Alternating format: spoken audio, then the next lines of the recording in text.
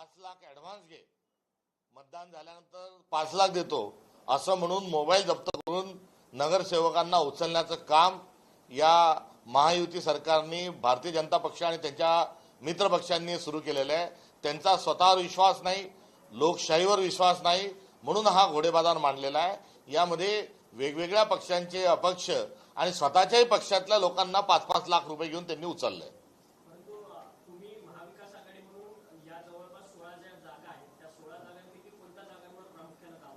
आम्ही सर्वच जागा लढणार आहोत आणि त्या ठिकाणी काही ठिकाणी गनिमी कावाही आमचा होणार आहे, काही ठिकाणी मुसद्देगिरीचा आम्ही वापर करू.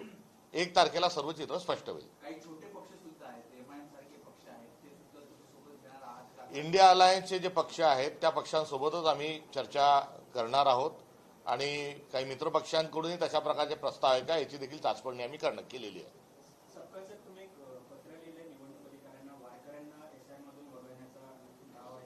नाही, SIRची प्रक्रिया जी आहे ती नेमकी ज्या दरम्यान दिंडी निघणार आहेत, ज्या दरम्यान या महाराष्ट्रातला वारकरी संप्रदायाचाच नव्हे तर महाराष्ट्र धर्माचा जागर करणारा नागरिक हा पालखीत जेव्हा जात असतात, पंढरपूरला जेव्हा जात असतात, त्याच आषाढ महिन्याच्या निमित्तानं होणाऱ्या संपन्न होणाऱ्या पालखी महोत्सवाच्या दरम्यानच SIRची प्रक्रिया ठेवलेली आहे.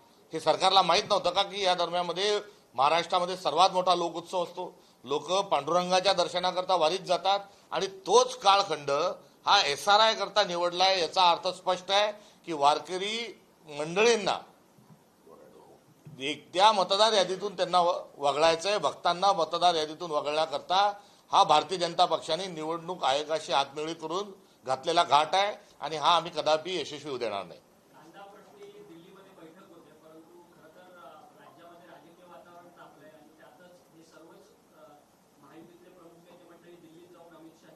काल 3 तास रस्ता जाम केला महाविकास आघाडीने. त्यात शशिकांत शिंदे साहेब, दानवे साहेब हे आम्ही सर्वजण होतो, रोहित दादाही त्या ठिकाणी होते, मित्रपक्ष होते.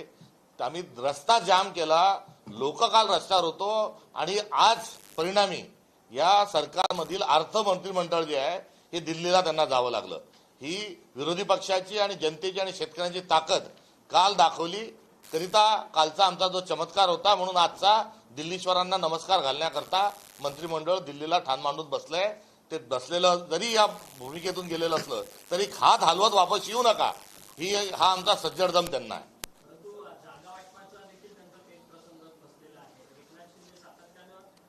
ती गँग ऑफ ट्रिपल इंजिन सरकार आहे, त्यांच्यामध्ये टोळी युद्ध सुरू झालेलं आहे. सत्ता पिपासू लोक आहेत, त्यांचा हा सत्तेसाठी हापापलेल्या लोकांचा हा सर्व डावपेचाचा खेळ आहे.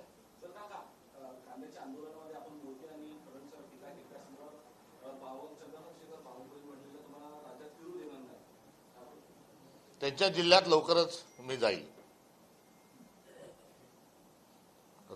मी कुठलाही चुकीचा शब्द हा वापरलेला नाही.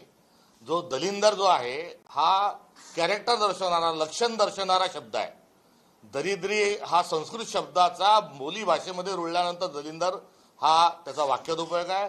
मोदी आल्यापासून शेतकऱ्यांचे भाव पडलेले आहेत, बेरोजगारी वाढलेली आहे, महिलांवरील अत्याचार वाढलेले आहेत, भ्रष्टाचार बोकाळलेला आहे आणि अशा परिस्थितीवर संदर्भामध्ये मी काल त्यांचा तो उल्लेख केला.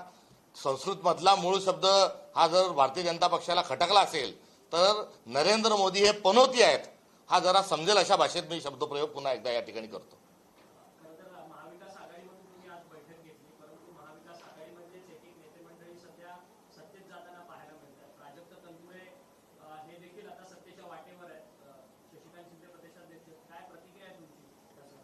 आहे की निवडणुकीच्या माध्यमातून काही लोक जात आहेत ही पण बातमी आम्हाला कळलेली आहे.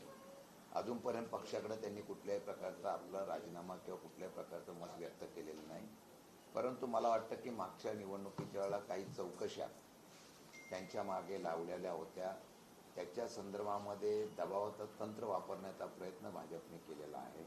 त्या तंत्र वापरल्यानंतर किंवा विधान परिषदेच्या माध्यमातून मागच्या विधानसभेच्या पोटनिवडणुकीला त्यांना काही आश्वासन दिलं असेल तर मला वाटतं त्याप्रमाणे त्यांनी निर्णय घेतला.